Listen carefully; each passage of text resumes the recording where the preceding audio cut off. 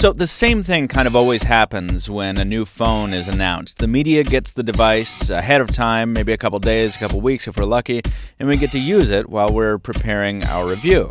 Then the date and time of the press embargo arrives, the embargo lifts, everybody posts their review at once, and it is a giant, big frenzy of activity. There's commenters going nuts and defenders and attackers, and it's just a huge explosion for about a day. And then everything disappears. I mean, sure, there's follow-up coverage and stuff as people find bugs. People have other stuff to say about the devices. They wear them in over the course of a day or so. But really, nobody ever goes back and revisits these devices after that initial blast of review to see how they feel after a couple weeks. So let's do something about it. Let's look at a device several months after its release when it's no longer shiny and new. I'm Brandon Miniman from Pocketnow.com, and this is the new iPad, and this is episode 3 of After the Buzz.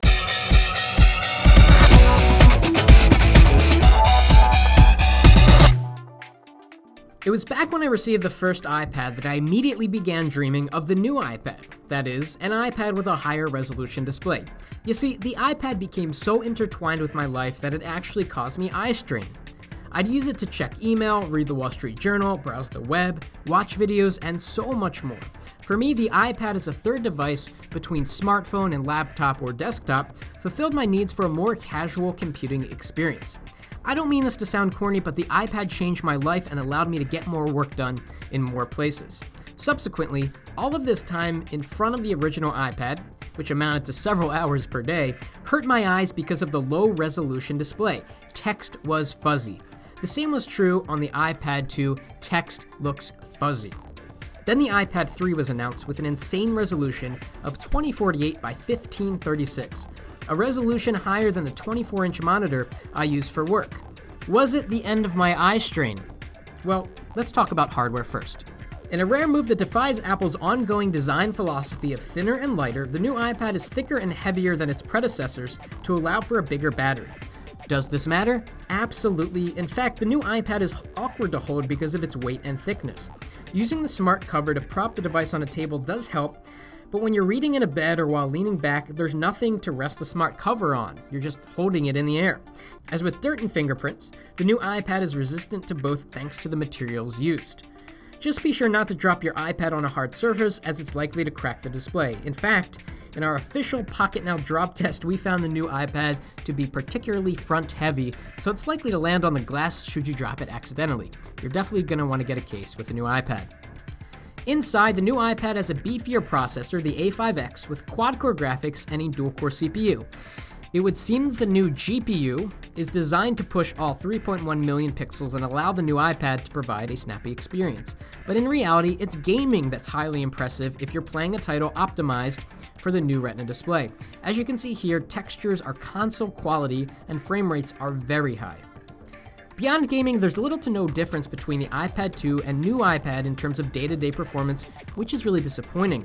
Apps open a little bit faster and web pages come in a little bit more swiftly, but only by a very small margin. Let's talk about apps. By now, we're happy to report that most popular apps have been optimized for the Retina display, which is a great thing, because apps that aren't updated look grainy, that is, they look how they would look on the iPad 2 or iPad 1. Reading text on the new iPad is an absolute joy. Words look printed on the page. Reading digital magazines, newspapers, and websites on the new iPad is literally a revolutionary experience. The clarity of the display is at times indistinguishable from the quality you would get with print publications. This is how tablet computing should be, and my eye strain is gone, I'm happy to report, even after hours of reading on the new iPad. Also, we're really loving how iPhone apps look much better on the iPad, even when blown up at double size, thanks to the new iPad taking advantage of the 960 by 640 resolution iPhone apps instead of the 480 by 320 resolution that we saw for blown up apps on the iPad 2 and iPad 1.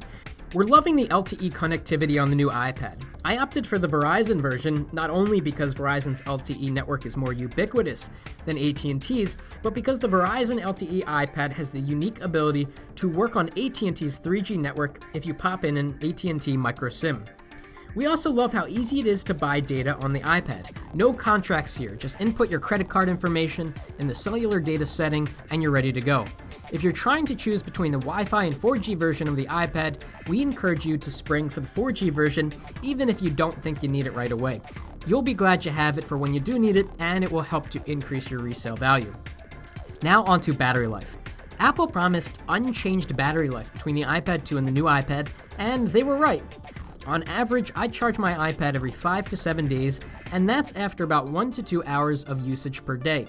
Remarkably, over LTE, battery life seems to decrease at the same rate as when over Wi-Fi.